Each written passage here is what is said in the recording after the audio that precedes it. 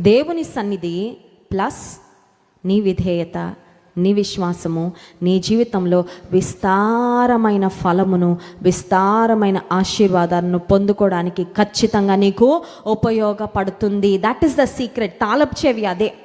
విస్తారమైన ఆశీర్వాదాలు తాళపు చెవి ఏంటి అంటే దేవుని సన్నిధి మనతో ఉండుట, రెండవదిగా మనము చూపించే విశ్వాసము, మనము చూపించే విధేయత.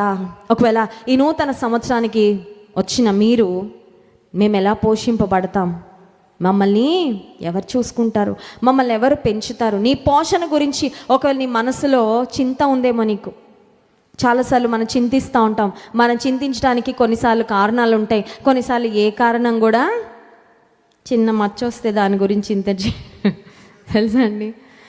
పెళ్ళి కావాల్సిన వాళ్ళు ఉంటారనుకోండి, చిన్న మచ్చ వస్తే ఏం చేస్తారు? పెద్ద చింత. అదే పెద్ద పెద్ద